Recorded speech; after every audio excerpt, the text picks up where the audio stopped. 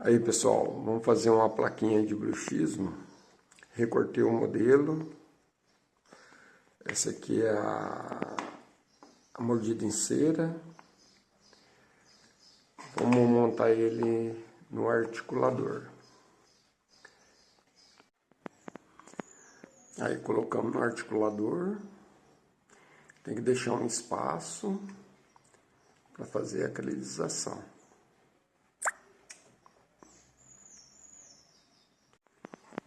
Aí dando acabamento na resina.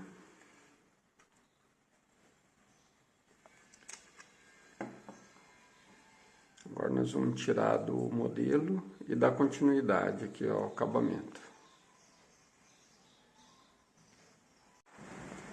Aí pessoal, a placa de bruxismo acabado, dado brilho.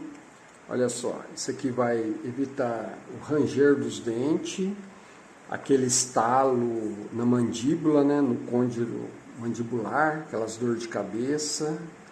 Para vocês saberem o potencial disso aqui, pessoal, 203 milhões de pessoas, a população do Brasil, 80 milhões têm problema de bruxismo.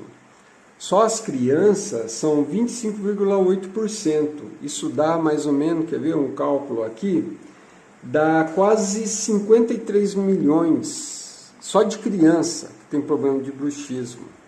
Então você vê o campo que tem para você poder estar atuando, aprendendo a fazer esse tipo de serviço. Tá o link aqui embaixo, se isso fez sentido para você. Se você quiser aprender mais, esse link vai direcionar você lá para a Hotmart e explicar passo a passo como você pode estar aprendendo.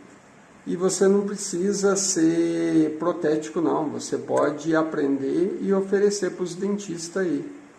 Falou pessoal? E até mais, você também pode ampliar, se você é da área, ampliar seus conhecimentos.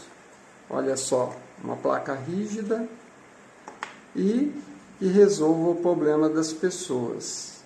Falou? Uma média dessa placa aqui, você pode estar cobrando aí de R$ 150 a 300, dependendo de onde você mora. Né? Será que dá para sobreviver? Acho que sim.